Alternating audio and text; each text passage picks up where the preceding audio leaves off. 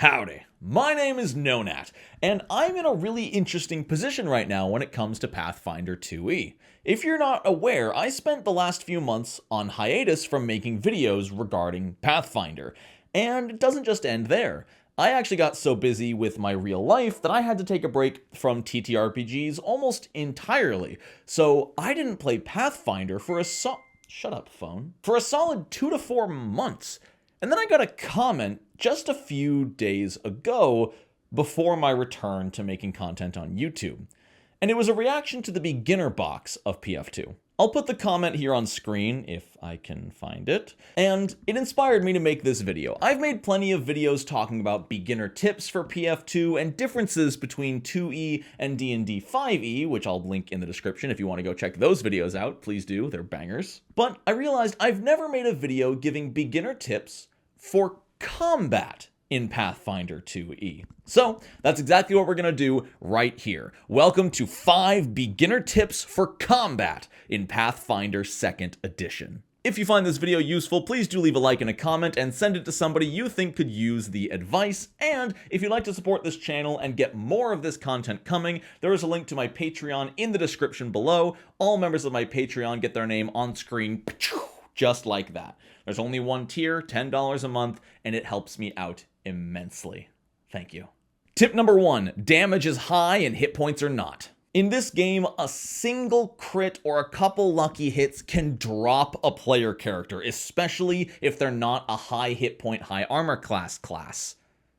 That's a weird statement. This is most apparent at early levels, obviously, when you have less than 20 hit points, and that goblin dealing 1d6 plus 2 damage rolls a max damage crit and hits you for 16. But unlike a game like Dungeons & Dragons 5th Edition, this damage doesn't taper off. High damage is everywhere from level 1 to level 20. Let me paint a picture for you. A level 15 ranger will have roughly 190-ish hit points, depending on how you build them, your ancestry, your constitution modifier, etc. A level 15 monster, like the adult gold dragon, deals 3d12 plus 3d6 plus 15 on a single hit.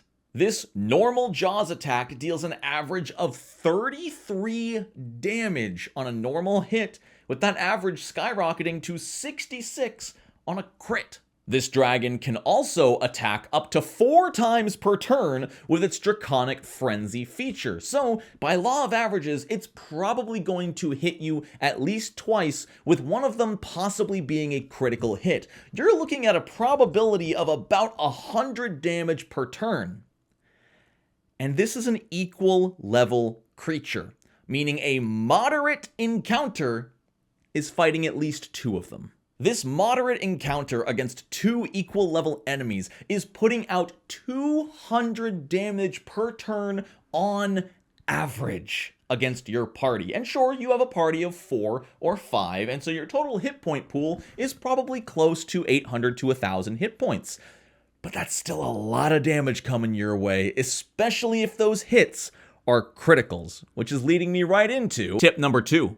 Armor class is everything. Well, okay, it's not everything, but armor class is more important than in any other system I have ever played. And if you've been watching my channel for a while, you know exactly what I'm gonna say. It's all because of the +10, -10 critical hit system. In Pathfinder 2e, on a normal attack roll or a spell attack roll, if you beat a target's armor class by 10 or more, it's a critical hit even if the die did not show a 20. This is great for players, because it means with enough of a bonus, you might be critting on 18, 17, sometimes even more if you're a fighter. But let's look at that gold dragon example I just talked about. The level 15 ranger, assuming they have appropriate gear, is going to have about an armor class of 35. I'll put the math here on screen so you can see exactly how I got that number. So a monster needs to roll at least a 35 to hit this ranger.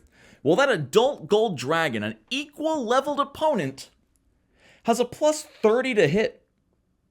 This means that dragon normal hits the ranger on a 5 and critically hits the ranger on a 15. And remember, it's attacking up to 4 times per turn. And sure, it has the multiple attack penalty, so the second attack's going to be at plus 25, third one's going to be at about plus 20, unless it uses its agile attack, which is only going to be at plus 22. But point is, that armor class is important. If you're someone like a wizard and you don't have anything nearly as protective as the medium armor on the ranger, chances are you're going to be looking at an armor class that's 3 to 5 points lower. If you only have a 32 armor class against this adult red dragon, it's hitting you on a 2 and critically hitting you on a 12. With this armor class in mind, looking at the ranger example, going back to the hit points, you're looking at very likely a critical hit at least once and 1 or 2 normal hits out of its 4 attacks. You're looking at about 130 damage coming your way in 1 round from one of these dragons. Remember, if you're part of a 4-man party, you're probably fighting 2 of them. For a moderate encounter, not even difficult. Armor class is so important, and that's why things like taking cover or the Bard's rallying anthem or any way to get even +1 armor class is so important in Pathfinder 2e. I've been playing an Earth Kineticist with armor in Earth as sort of the frontline tank of the party, and it's shocking to me when I'm playing because I get hit a lot. I've got a crazy armor class. My armor class is at least 3 points higher than everybody else on the team, but I still get hit at least once per round if we're fighting an enemy of our level or higher. And at first, I felt a little cheated, and a lot of people feel this way. I'm sitting here thinking, wow, for being a tank, I sure am getting hit a lot. And it took a lot of sessions for me to wrap my head around the fact that I was getting hit because I was doing my job right. If anybody else was taking those attacks, they would probably be getting critically hit. And remember, that's twice as much damage. So a lot of the times, especially if a target's first attack with their full attack bonus normal hits you on the front line, there's a high probability that same attack would have critically hit one of your wizards or clerics or bards or other people who don't have leg day. So in Pathfinder 2e, keep this in mind. Armor class is not about not getting hit.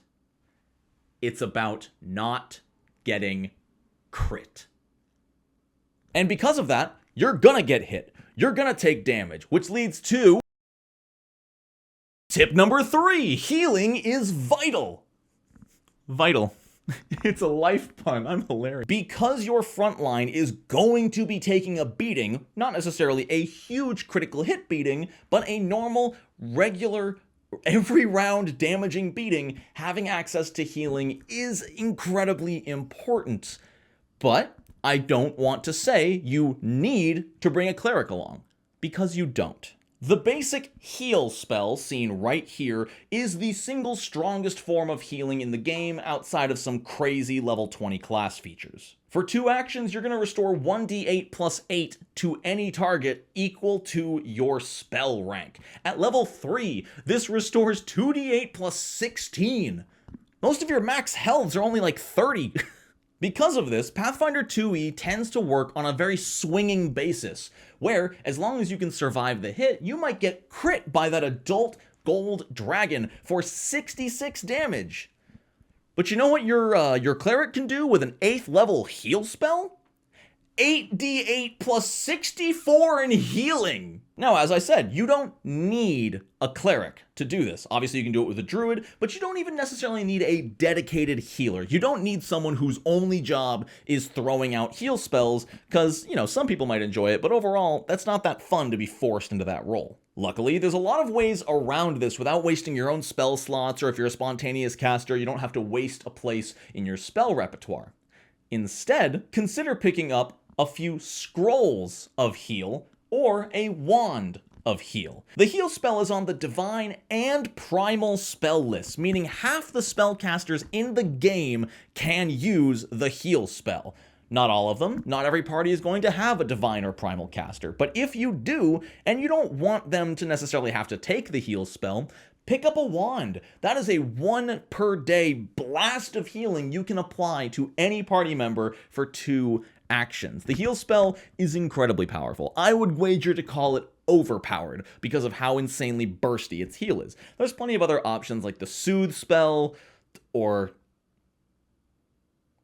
potions, but nothing comes close to the raw hit point recovery of the heal spell. So if you can find a way to work it into your party composition that someone can cast heal at least once per day as an emergency, it's incredibly worth it. But you're gonna need healing of some kind. If nobody in the party wants to play a character that can heal, I'd honestly recommend GMs giving them some kind of maybe limited healing option, whether it's a easily replenishable stock of potions, or maybe bend the rules a little bit and let somebody have a wand that casts heal, even if that character can't actually cast heal. Because playing PF2 without a steady source of reliable burst healing, you're gonna struggle. It's possible, but fights are gonna be a lot more dangerous. And they're gonna be even more dangerous because of... Tip number 4. Oh god. Enemies in PF2 have some nasty abilities, either that inflict completely unique penalties and circumstances, or just inflict some of the nasty statuses that this game has. In fact, the comment I mentioned earlier that inspired this video inspired this tip specifically. They talked about how insane it felt that the Pugwampy, a level 0 monster, has this ability. Effectively, it's an aura that whenever you enter it, you need to make a will saving throw, roll it twice, and take the worst result. If you fail this saving throw, then as long as you are in the Pugwampy's aura, all checks you make, attack rolls, saving throws, skill checks, all of them are at disadvantage, rolling twice, taking the worst result on a level 0 monster. The comment mentioned that in a 1 versus 1 situation with the character they had crafted, they had almost no chance of winning. A level 1 character should be able to take on a level 0 in a vacuum. And that's a very important statement right there. In a vacuum. Let's talk about that for a bit. A lot of things in this game seem incredibly powerful, possibly overpowered, possibly useless in a vacuum. But Pathfinder 2e is never played in a vacuum. There is no situation that is an empty white room with you starting on one side, a single enemy on the other, and you walk up to each other and hit each other until you fall down. Unless your GM specifically designed that as like a gladiator fight or something, that is not happening. What is happening is tip number 5. You may not be able to see it, but I'm sitting backwards on a chair, just like you kids. Come on, there we go. You know, I thought this would look cooler on the video, but it looks the exact same as when I stand normally. I'm standing on a chair. You just can't see. Or maybe I'm just really tall. Pathfinder 2e is a team game. Unless you've split the party something terrible, you're not doing anything by yourself. Every action you take, every move you make, I'll be watching you. It affects your party. Every point of damage you deal to the opponent is less damage your allies need to deal on their turn. Every condition you apply to an opponent increases the odds of your allies surviving and succeeding at what they want to do on their turn.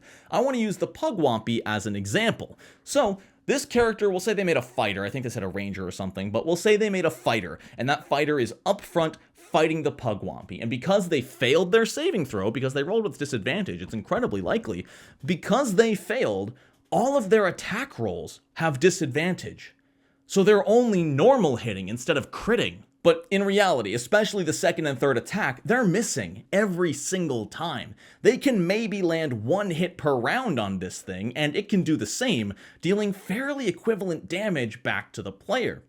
And if you're in a party, you're probably fighting 2 or 3 of these things. They're level 0, so if you have a party of level 1s, it's not weird to think you might be fighting 4 of these things. So how are you supposed to win if all of your attack rolls are at disadvantage and they're doing just as much damage back to you as you are to them, if not more? Well, keep this in mind. The Pugwampy's aura only reaches, I think, 20 feet. You know who's way farther than 20 feet away? The ranger shooting arrows. The bard casting spells.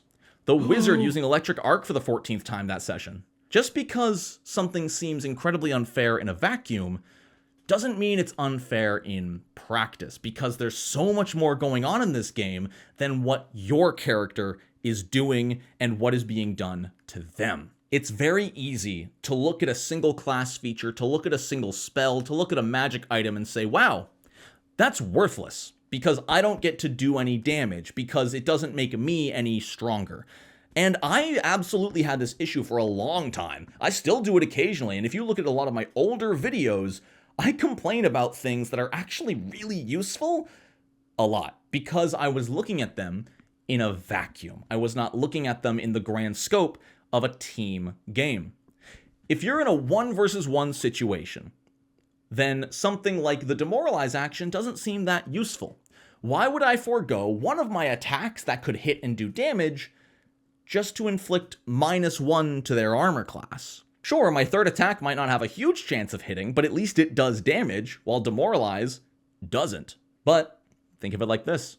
You demoralize, and you make 2 attacks that turn. Maybe you only hit one of them, but they were at least against an enemy with -1 armor class because they're frightened from your demoralize action. Then the rogue gets to attack 3 times, maybe landing their second attack specifically because the enemy's armor class was lowered by 1, and they're flanking with you. Your position matters. That -1 matters. Maybe the enemy had an armor class of 23, they only rolled a total of 20. Well, because they get -1 from demoralize and -2 from being off guard from flanking, your rogue now gets to hit and deal sneak attack damage. After their turn, maybe the wizard gets to take a pot shot with produce flame because they're bored of using electric arc for the 19th time. I don't even know if they're called that anymore. If in the remaster they got renamed, I'll put them on screen right now. But do you know how hard it is to get a bonus to spell attack rolls, or to make an enemy lose armor class against ranged attacks?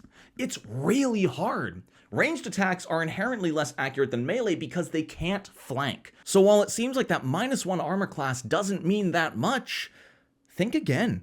All of your allies benefit from that. There's a lot of witch cantrips specifically that don't feel like they do a whole lot. They might slow an enemy down by a little bit in their movement speed for 1 round, but think about how your group can utilize your abilities. It's really hard to keep everybody else in mind, especially when you're just like by yourself creating a character or leveling up between sessions. But try to think of the grand scope of the battlefield, how many creatures you can affect, and how many times your allies will get to capitalize on the penalty on those enemies or the bonus to them you might be able to provide. And there is 5 tips to help up your beginner Pathfinder combat game. Let me know in the comments if you found these useful. I'm sure a lot of you knew these. I've talked about a few of them before in the past, but I think they're worth rewording and rementioning, especially with the remaster being as awesome as it is, and hopefully a lot of new people trying out the game. So that is it from me. I hope you all enjoyed the video. Thank you to all of my patrons again for helping support this channel and keeping this content coming. It's because of you that I'm still here in the first place. Thank you all so much. I hope you have a wonderful rest of your day. And until next time, no net ones. God, I missed saying that. Hell yeah.